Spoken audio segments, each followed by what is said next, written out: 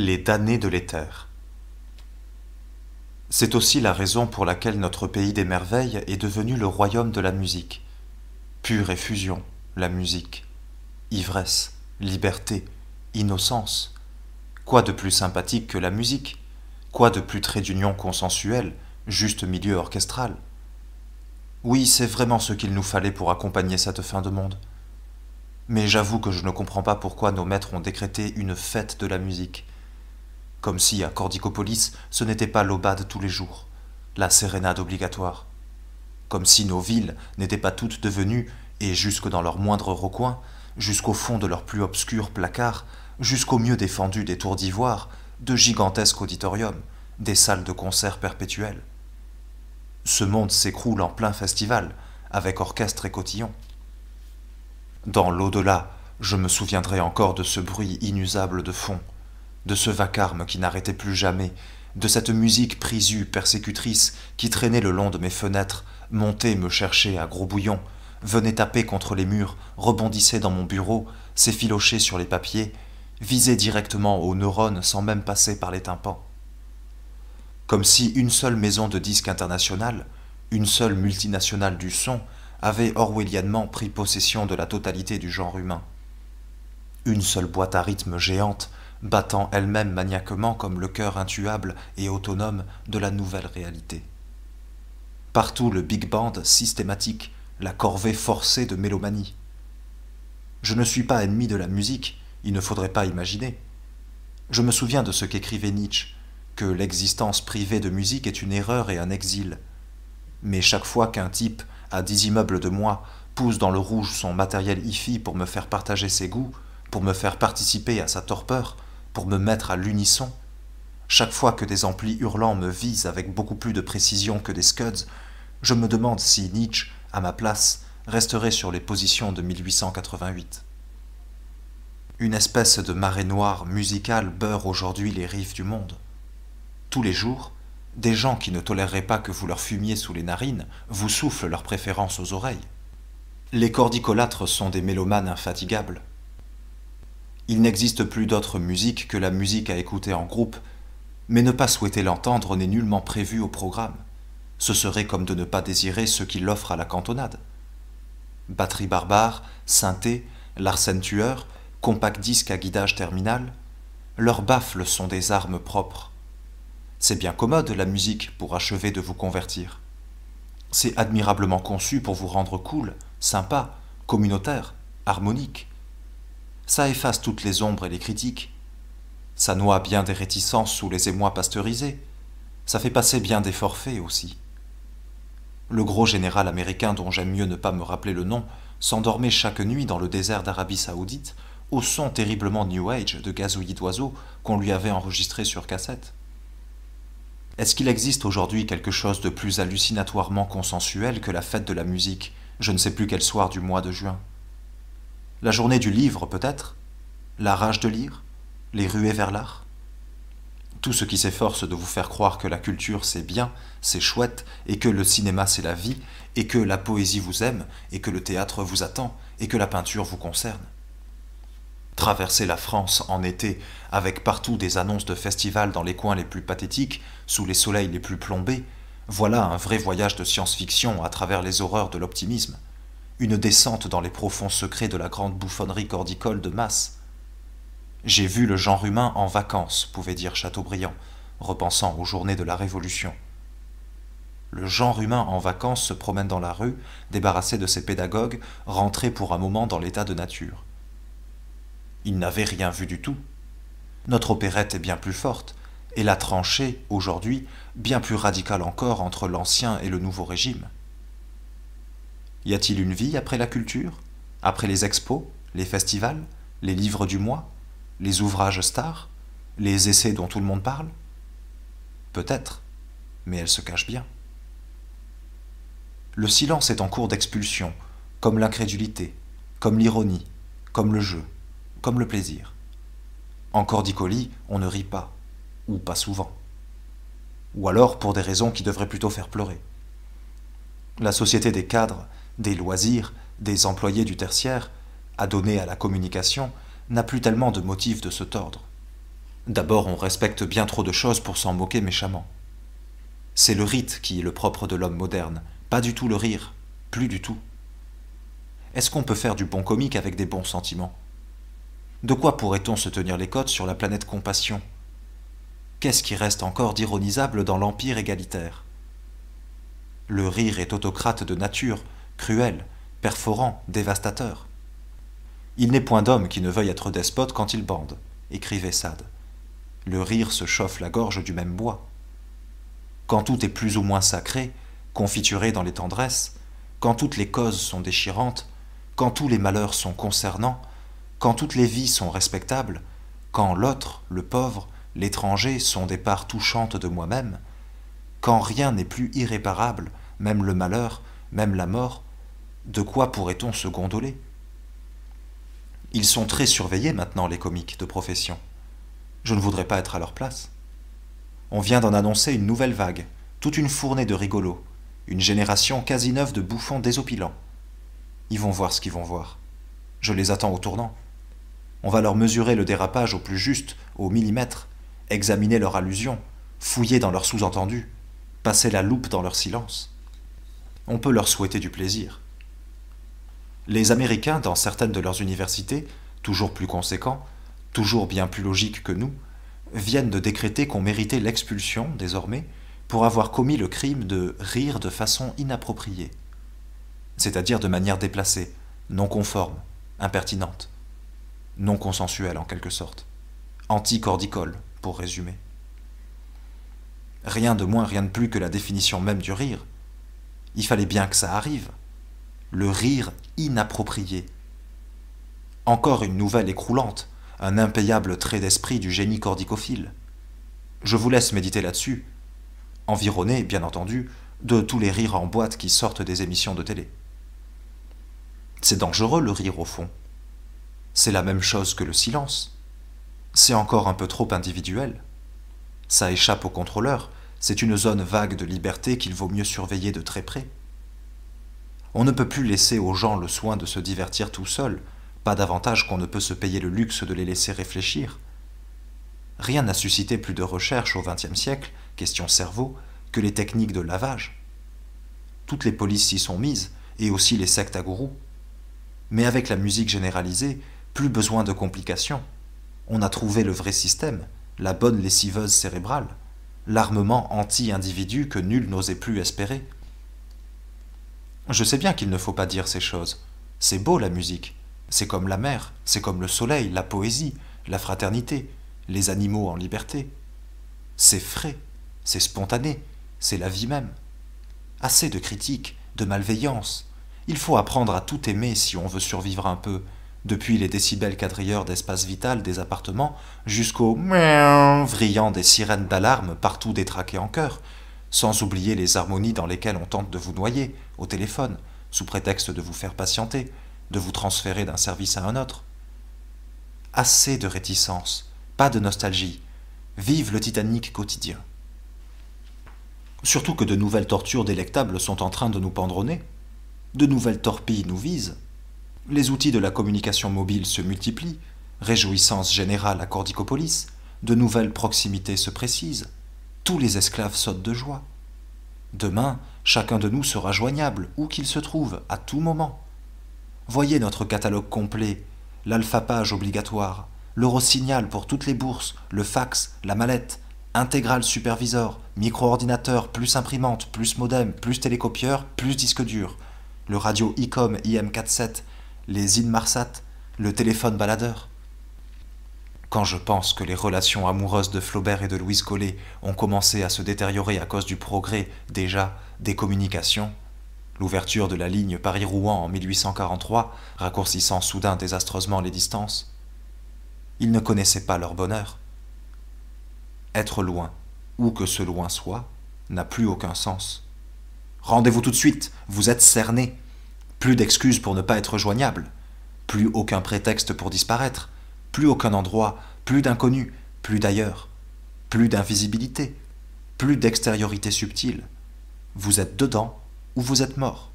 Présent toujours, scout 2001, s'absenter va devenir un exploit, une opération délicate qu'il faudra longuement, très férocement prémédité. On concevra des championnats clandestins de disparition.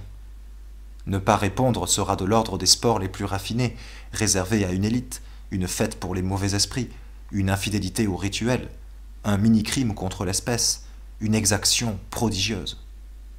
Un de ces coups d'éclat mémorables que les générations suivantes se répéteront avec ferveur. Les émissions de recherche des disparus vont bien sûr se multiplier, dans l'intérêt des familles. Ça tombe sous le sens. Avec l'arme en boîte, comme les rires au moment des retrouvailles. J'ai lu récemment quelque part l'article d'un imbécile heureux qui se félicitait de ce que, grâce à ces nouveaux systèmes, non seulement achevait de disparaître de l'existence de chacun la vieille distinction entre temps professionnel et vie intime, mais encore sonner la fin des grandes concentrations urbaines. C'est en effet, et depuis toujours, le rêve des régimes énergiques de détruire les villes afin d'émietter les individus pour qu'ils soient un peu moins dangereux. Mais nul n'avait encore imaginé de les tuer en les rendant simplement joignables à n'importe quel moment de leur vie. Par ailleurs, on peut constater que Hegel avait raison lorsqu'il décrivait l'errance des nomades comme une pure et simple apparence, puisque l'espace dans lequel ils évoluent, le désert toujours uniforme, est en somme une abstraction. Il a fallu que la planète du troisième millénaire commence elle-même à ressembler à un vaste théâtre désertique pour que la communication nomade lui apporte son semblant consolatoire. Une conclusion sur la musique ? C'est à Molière que je la demanderai.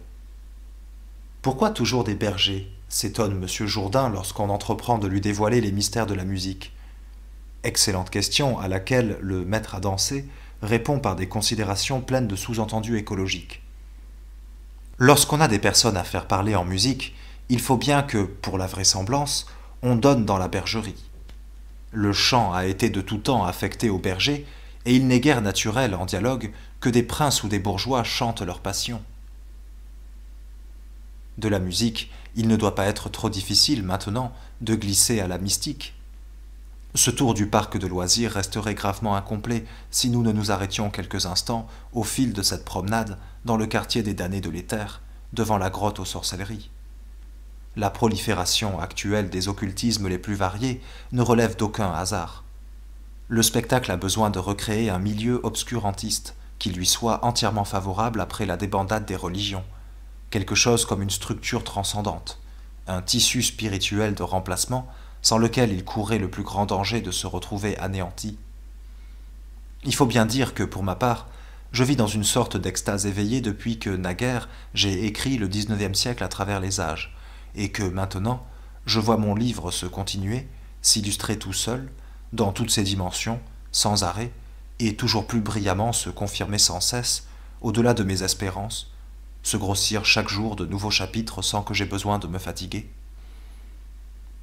Le crétinisme occulto-orientaliste New Age sauce air du Verseau venu de Californie n'est que la dernière en date des innombrables variantes de l'éternel spiritisme, le dernier marché juteux de l'abrutissement spiritualoïde, avec caissons insonorisés pour séminaires de relaxation, d'où ressortent transfigurés des employés du tertiaire qui se répandent en cohorte par toute la terre et vont annoncer l'avènement du millénium de l'amour et de la lumière. On peut voir aussi des businessmen publier leurs réflexions croustillantes sur les pouvoirs psychiques de l'homme. Une grande compagnie pétrolière loue les services d'un célèbre tordeur de petites cuillères dans l'espoir de découvrir de nouveaux gisements. La mégalomanie entrepreneuriale cherche des appuis dans le paranormal, les phénomènes extrasensoriels, la numérologie.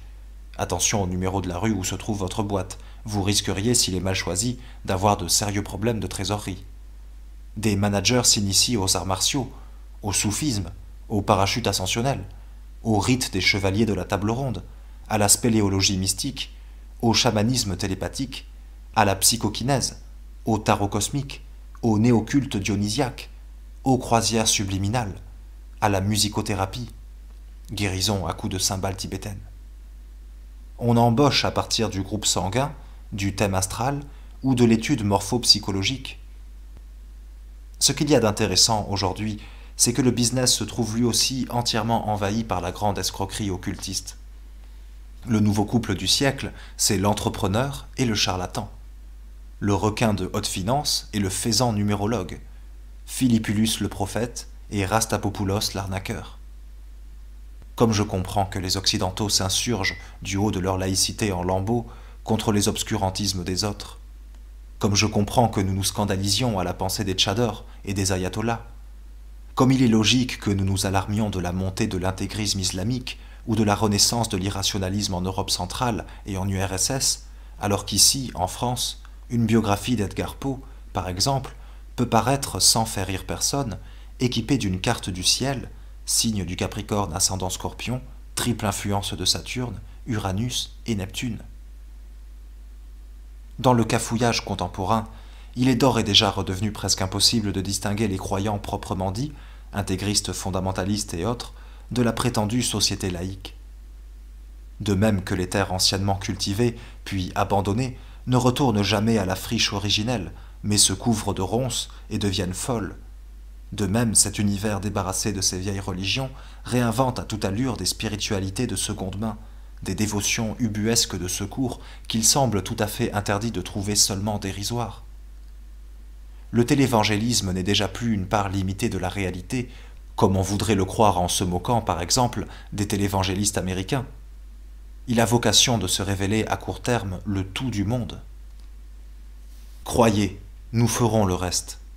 Le néo-obscurantisme qui s'étale aujourd'hui grâce aux médias est une merveilleuse technique de gouvernement. Il n'y a en réalité aucun retour de la religion, comme le prétendent les maîtres du show ou leurs esclaves. Aucune réapparition du sacré, aucune respiritualisation, aucun renouveau charismatique. Ce qui s'organise, c'est la mise en scène de résidus religieux sous leurs formes les plus délirantes, si possible, par le spectacle lui-même et au profit du spectacle, dans le but d'entretenir ou de réactiver le noyau dur d'irrationnel, la fiction mystique vraiment consistante, sans quoi aucune communauté, aucun collectivisme, aucune solidarité ne pourrait tenir le coup très longtemps. Le spectacle a besoin de l'occulte, et l'occulte du spectacle. La cordicocratie y gagne le supplément de transcendance qui lui est indispensable pour affirmer que la perfection se trouve en elle. D'où la multiplication des bouffonneries télévisées, exhibitions de messes noires sur les plateaux, rites vaudous pitoyables, satanisme de banlieue, débats sur les extraterrestres, interviews de maîtres spirituels grotesques et loqueteux. Quelque chose qui pourrait, si on veut, rappeler Rome au commencement de sa fin. Des nomachi tous les jours, en 4 dimensions, en 5, en 6, en 10. Du pain, des jeux, du sacré, clé en main, 24 heures sur 24. L'antique religion romaine, a écrit Jérôme Carcopino, pouvait bien encore prêter le saint prétexte de ses traditions au splendide déploiement des spectacles de l'époque impériale. On y faisait plus attention, et on la respectait pour ainsi dire sans le savoir. Là comme ailleurs, les nouvelles croyances l'avaient reléguée à l'arrière-plan, sinon complètement évincée. Si une foi vivante faisait battre les cœurs des spectateurs, c'était celle de l'astrologie, grâce à laquelle ils contemplaient avec ravissement dans l'arène l'image de la Terre, dans le fossé de l'Euripe qui la délimitait, le symbole des mers, dans l'obélisque dressé sur la terrasse centrale, ou Spina, l'emblème du soleil jaillissant au sommet des cieux, dans les 12 portes des remises ou Carcérès, les constellations du zodiaque, dans les 7 tours de piste qui composaient chacune des courses, l'errance des 7 planètes et la succession des 7 jours de la semaine, dans le cirque lui-même, une projection de l'univers et comme le raccourci de sa destinée. Mais c'est faire bien trop d'honneur à l'empire cordicole et à ses misérables clowneries pseudo-religieuses que de les comparer à la Rome antique, même décadente. Ce n'est pas Dieu qui n'est pas un artiste, ainsi que le croyait ce pauvre Sartre, c'est le spectacle. Comme il n'existe pas pour lui d'autre Dieu que lui-même, et comme la puissance d'une religion, quelle qu'elle soit, est d'abord jugée à l'énergie de ceux qui se dressent contre elle, l'existence d'athées, de blasphémateurs, d'incroyants à stigmatiser, lui est terriblement nécessaire. Les ennemis du culte spectaculaire, hélas, sont en général presque aussi dérisoires que le spectacle lui-même. De temps en temps, on organise sur eux de grandes enquêtes. On monte des émissions, par exemple, sur une peuplade bizarre, ultra-minoritaire et surtout exaspérante. Les gens qui n'ont pas de poste de télévision chez eux. On les baptise téléphobes parce qu'il est essentiel de ne pas laisser croire qu'il pourrait s'agir de simples indifférents, d'agnostiques paisibles, détachés. Leur nom pratique de la télé ne peut être qu'une névrose, une maladie pernicieuse, le résultat d'une étrange phobie. On leur demande comment ils font, comment ils peuvent vivre sans images à domicile. Ils répondent que ça va, merci, qu'ils tiennent le coup, qu'ils voient des amis, qu'ils sortent, etc. Mais ils disent cela en général avec une fatuité qui prouve à quel point eux-mêmes sont convaincus de l'anomalie de leur position et persuadés qu'ils ne pourront pas continuer à s'y tenir éternellement. Ainsi notre monde s'interroge-t-il sur ses propres abstentionnistes à la façon dont la raison instituée, satisfaite et en même temps inquiète d'elle-même, pour se rassurer sur sa légitimité, se penche sur le mystère de la folie. On pourrait si facilement vivre sans le spectacle que ce serait épouvantable si un pareil secret de Polichinelle venait à être connu de tous. Il convient donc de l'éventer avant qu'il ne fasse des ravages, et pour le réduire à néant. La plus belle ruse de cet univers, c'est de nous faire croire qu'il existe.